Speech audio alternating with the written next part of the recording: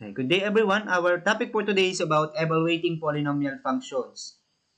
So what is polynomial functions or function? A polynomial of degree n is a function of the form p of x is equals to a sub n x raised to n plus a sub n minus 1 x raised to n minus 1 plus a sub 2 x raised to 2 plus a sub 1 x plus a sub 0.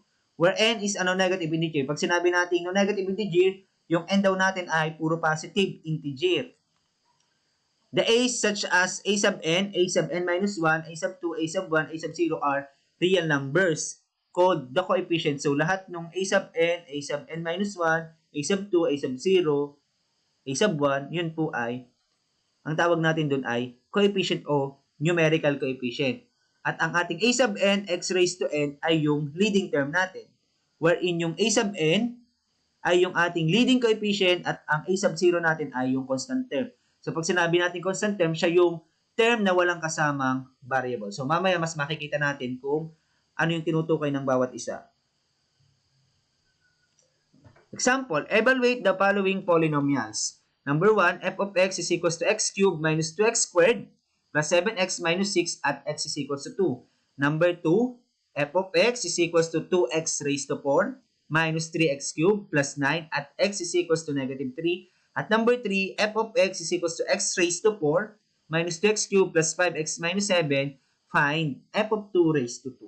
So, before we evaluate the given polynomial function, identify muna natin yung kaninang tinutukoy ng polynomial function na leading term, numerical coefficient, at constant term. So, magsimula tayo sa number 1. So, sa number 1, ang leading term natin ay x cubed. Bakit x cubed? Kasi siya yung term na may pinakamataas na exponent.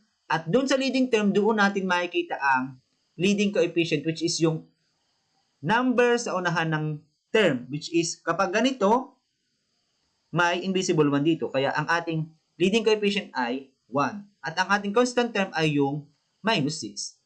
Number 2, ang ating leading term ay 2x raised to 4 kasi siya yung term na may pinakamataas na exponent, which is 4. At ang ating leading coefficient dyan ay 2. At ang constant term natin ay 9. So, sa number 3, ang ating leading term ay x raised to 4. Ang ating leading coefficient ay 1. At ang ating constant term ay negative 7. So, let us try to evaluate the following polynomial function. Number 1. f of x is equals to x cubed minus 2x squared plus 7x minus 6 at x is equals to 2. So, in evaluating the given polynomial function, we just need to substitute the value of x or the value of the given variable. So, papalit lang daw natin yung 2 sa x din eh.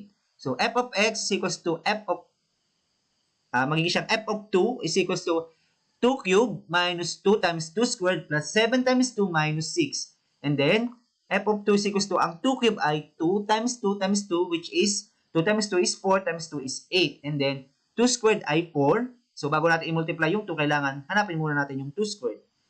And then, plus, 7 times 2 is 14 minus 6. And then, f of 2 is equals to 8. Bring down 8. 2 times 4 is 8. So, minus 8 plus 14 minus 6. And then, f of 2 is equals to 8 plus 14 minus 8 minus 6. Bakit nangyari to? Pinagsama-sama ko muna lahat ng positive. And then, tsaka lahat ng minus. Para hindi ako nalilito. And then, f of 2 is equals to 8 plus 14 is 22. Minus 8 minus 6 ay 14. So, pinagsama ko lang siya kasi parehas naman siyang minus or negative.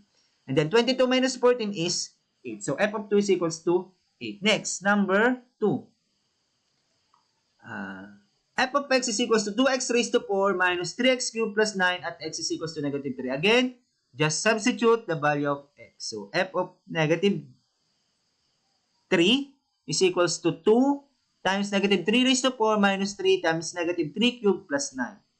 And f of negative 3 is equals to negative 3 raised to 4 is negative 3 times negative 3 times negative 3 times negative 3, which is negative 3 times negative 3 is 9 times negative 3 is negative 27 times negative 3 is 81.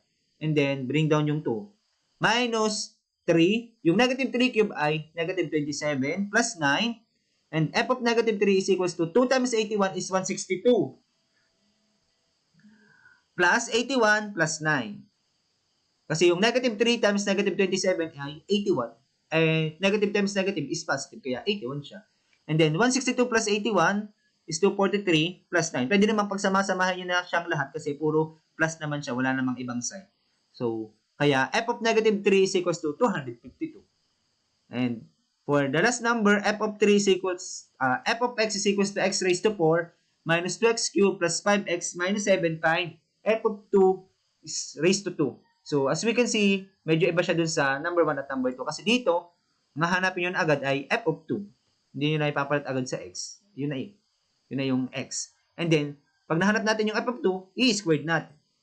Ang f of 2 is equals to, ang x natin ay 2. Yan. 2 raised to 4 minus 2 times 2 cubed plus 5 times 2 minus 7. And then f of 2 is equals to 2 raised to 4 ay 16. Minus ang 2 cubed po natin ay 8. Plus 5 times 2 is 10 minus 7. F of 2 is equals to 16 minus 2 times 8 is 16 plus 10 minus 7. And f of 2 is equals to 3. Bakit? 16 minus 16 ay 0. Plus 10 minus 7 is 3. Kaya 3 na lang siya. And then solve for f of 2 raised to 2. Ang f of 2 natin ay 3. So i-square daw natin siya. Yan. So kaya siya magiging 3 squared. At ang 3 squared natin ay 9. Kaya ang magiging sagot natin ay 9. So, thank you for watching. I have set the Lord always before me because He is at my right hand. I will not be shaken. So, 2 Timothy chapter 1 verse 7.